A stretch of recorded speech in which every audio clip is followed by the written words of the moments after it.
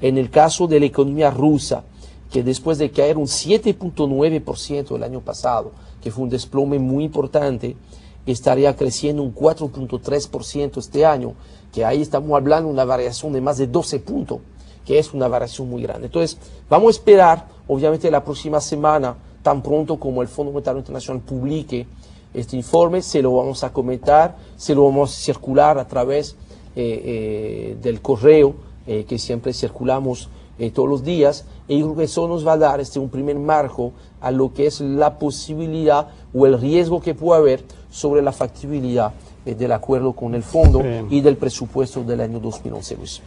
Sería bueno que comentáramos, para terminar esta primera parte del programa y para retornar al escenario nacional, una información que se está manejando en los medios de comunicación en el sentido de que el Fondo Monetario Internacional ha decidido que sea obligatorio que los sectores financieros de los países desarrollados sean sometidos a pruebas de resistencia por lo menos una vez cada 5 años.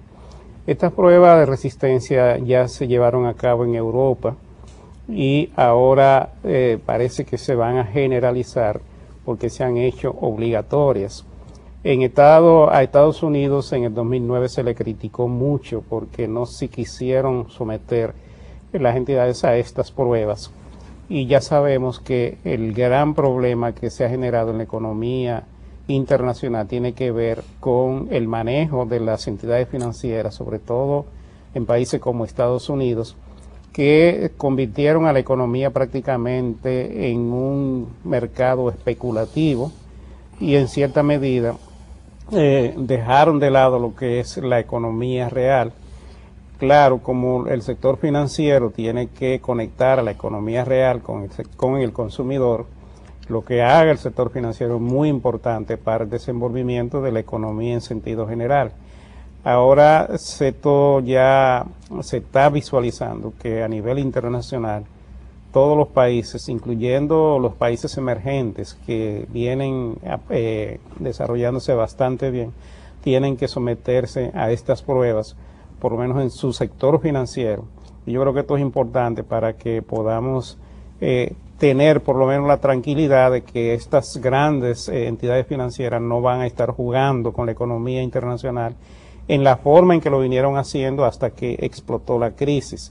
El organismo, el Fondo Monetario Internacional, asume una posición importante. Ojalá que esto sea una realidad y que se aplique, porque no nos olvidemos que el Fondo Monetario Internacional es básicamente un organismo de los países desarrollados y va a depender mucho de la actitud de los gobiernos y de los escenarios políticos en los cuales se estén desarrollando estos países para que estas pruebas se lleven a cabo en la forma en que debería ser, porque ya vimos que en el caso de Francia, en el caso de Alemania, tenían posiciones encontradas simplemente porque sus gobernantes estaban valorando el impacto político que le iba a generar a ellos como gobernantes, el efecto que pudiera tener el llevar a sus sistemas financieros a una prueba de esta naturaleza. Sí. Ojalá que en Estados Unidos esto, que ya sabemos la situación que hay con el presidente Barack Obama y la ultraderecha, y ojalá que esto no se convierta en un problema que traiga como consecuencia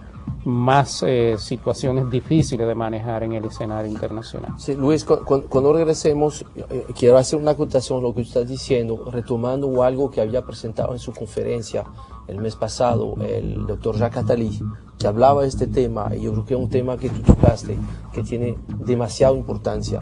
Así que vamos a seguir con este tema brevemente después de la pausa cuando regresemos.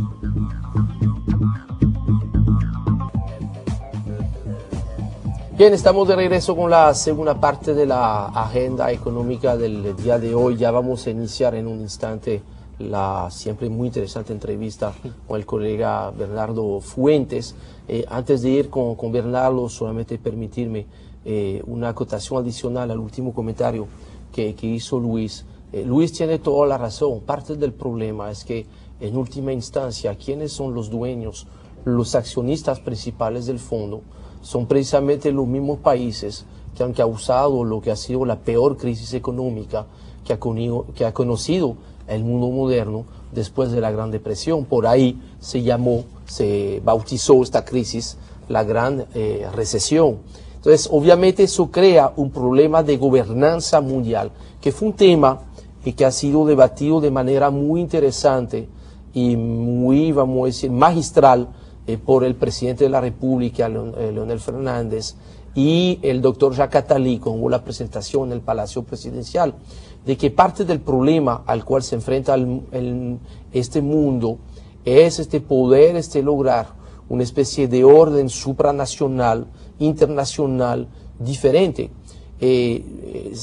Hasta que no haya una especie de gendarme que tenga cierta independencia o que no dependa de determinado Estado, sino de una especie de gobernanza mundial que no hemos logrado inventar, porque hemos visto hasta dónde puede llegar este tipo de gobernanza, como es el caso de la ONU, que la ONU es una respuesta que corresponde a un orden planetario que ya no existe, que fue el de los ganadores de la Segunda Guerra Mundial.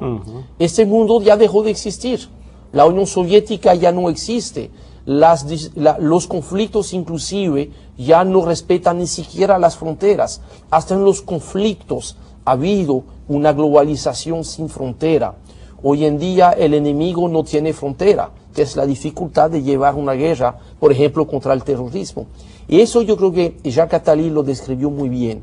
Hasta que no logremos redefinir una especie de respuesta global a lo que es el mundo global de hoy, pues siempre vamos a tener problemas.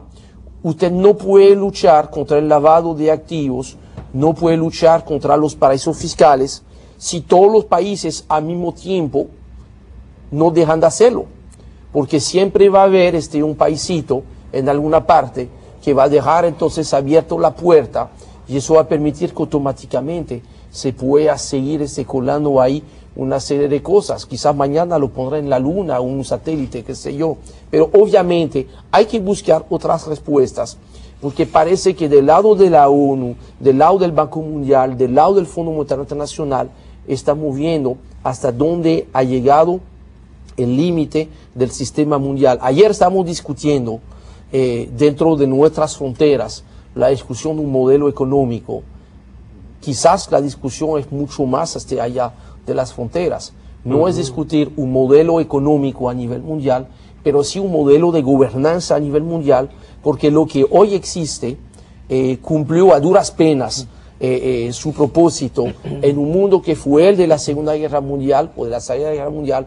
Ese mundo dejó de existir y probablemente el estallido de la crisis en la cual estamos todavía se debe a eso. Eso fue una de las enseñanzas, Luis, de esta conferencia. Y yo creo que ahí fue muy bien apuntado por parte del presidente de la República y por parte del doctor Jacques Attali. El presidente ha sido reiterativo en varias oportunidades preguntando por qué razón el Fondo Monetario Internacional tiene que ser dirigido por un europeo y el Banco Mundial por un norteamericano. Eso está clarísimo, ¿no? Son cuestiones que te explican cómo está dividido el escenario económico internacional y cómo estas grandes economías se reparten el poder mundial y deciden por el resto del mundo. Y el impacto que tiene una crisis como la que ahora estamos padeciendo a nivel mundial es consecuencia de los manejos financieros de un grupito de empresarios de Estados Unidos.